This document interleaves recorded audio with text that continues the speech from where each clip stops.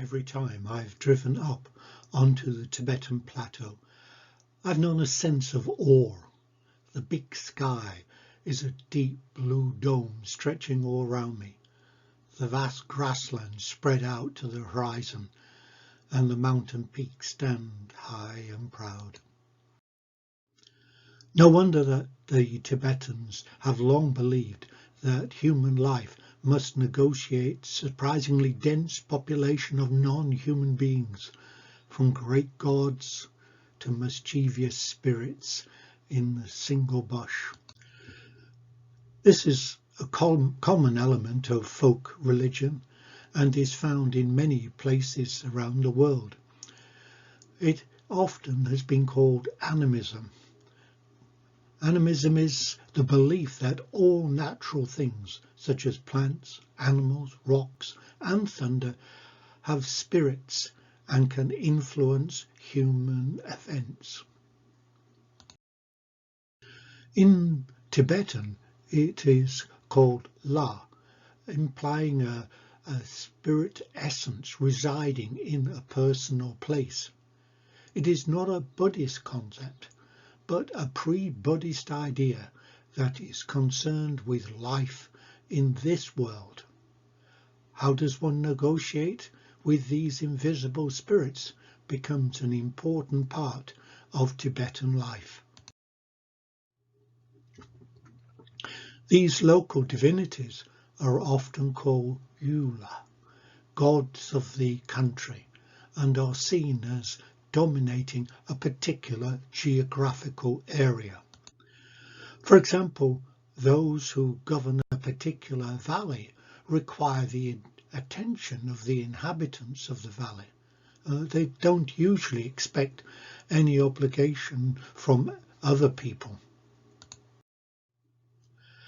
They don't really fit into the Buddhist description of the wheel of life, and it's difficult just to classify these local deities into any sort of particular status. They are not gods, humans, animals, or hell beings. They are closest to the realm of ghosts, living in a vast, empty, wind-swept expanse.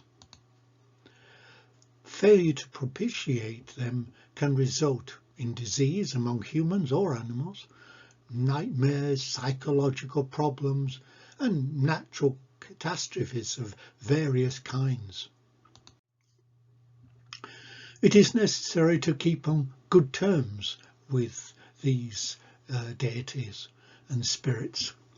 A common ritual that is found is that on the highest point of a mountain pass is believed to be the abode of the deity. A common practice, therefore, is for those who are climbing the pass to take with them a stone and to place that at the top, building what becomes something of a castle to pacify the deity of the pass and to make them feel calm and sort of enjoying their sort of location. Some have said to me it's sort of like almost sort of a village having a guard on the mountain spotting any incoming danger. You may even find some of the Mani stones here. So you can see some of the ones here in Kailash Pathway, and they've got the writing on them of Om Mani Padme Om. Another common ritual, especially amongst the Kham, is in the early morning to give an offering of white smoke going up to the mountain gods.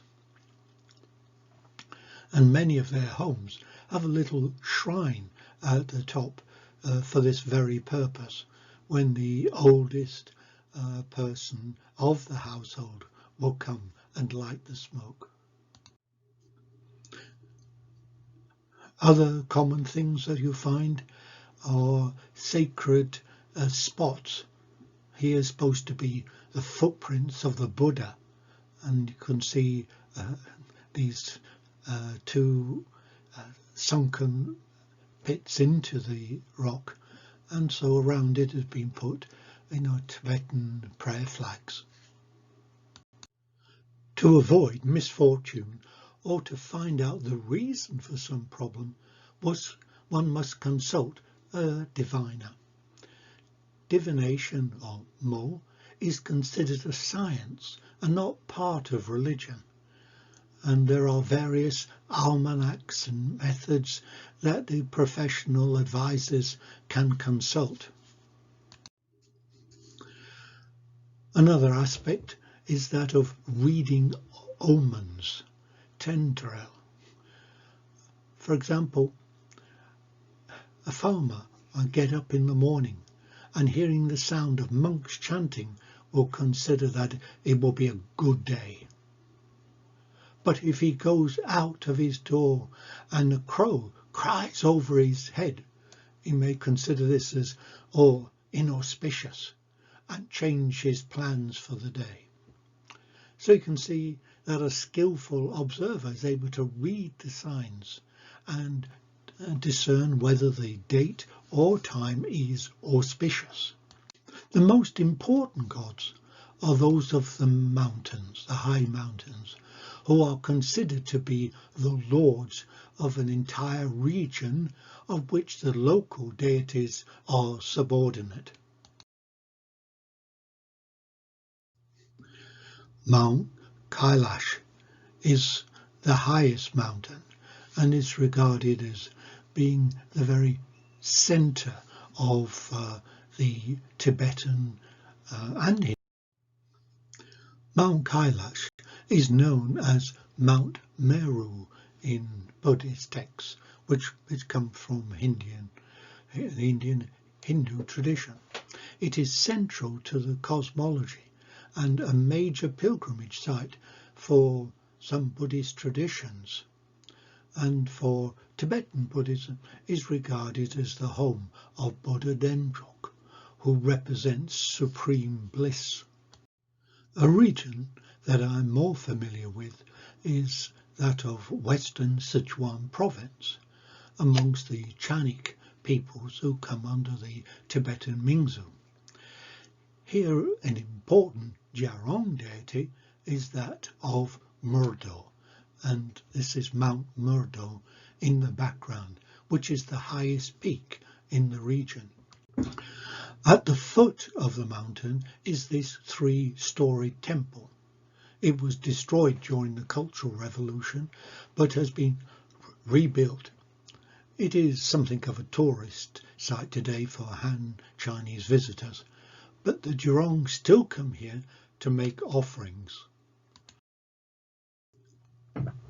Around the base of the temple are cylinder prayer wheels, which are common in many temples and monasteries.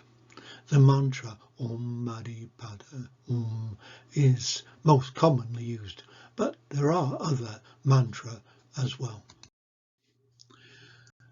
Inside, on the ground floor, is the image of Murdo himself. He's actually riding a horse carrying a sword, but you can't see these because of the clothes. Fortunately, I had visited the temple before it was completely renovated, and here is the underlying statue. As with most such deities, they are associated with war and have wrathful features about them. Many legends become associated with these deities. In this building, next to the temple, is a very large stone. Although I might suggest that it has been brought down in a storm by the nearby river, legend relates that how Murdo defeated some demon by throwing this stone at him with his catapult. Finally, let's have a look at the taming of the gods, because some important stories relate to this. The most important is the legend of Padmasambhava. One of the earliest chronicle sources of Padmasambhava as a historical figure is that of the Testament of Ba, dating from the 9th or 10th centuries, which records the founding of the Samay monastery under the reign of King Tring Songdetsen. The monastery, like many others, was destroyed during the Cultural Revolution, but rebuilt in 1988. According to the story, there was problems with building the Samay monastery, which was going to be the first Buddhist monastery in Tibet. And these problems could only be dealt with by the powers of a tantric master. Padmasambhava was invited from what is now Nepal to come and use his tantric powers in order to solve the problem. Story is that as he came, he was confronted by various local deities, which he vanquished through magical combat. And these gods consented to become Dharma protectors. In return, they would be duly worshipped and fed. This was in accordance with the tantric principle of not eliminating negative force, but redirecting them to fuel the journey towards spiritual awakening. When he arrived at the site of Samay, he marked the outer peripheral with a ritual dance, and a protective wall was erected following his steps. The temple was constructed, and it became an outstanding centre of Buddhist learning. The tales of Padmasambhava and his compassionate but wrathful intercession for Tibet were elaborated and later revealed as treasures, that's terma, that he was supposed to have placed to be discovered afterwards. And so you find these texts coming to be seen in the 12th century. And these stories have played an important part in the Tibetan consciousness. The legend of Tring Songdetsen's conversion as a result of the tantric attainments is believed to have been the reason for Buddhism's success in Tibet.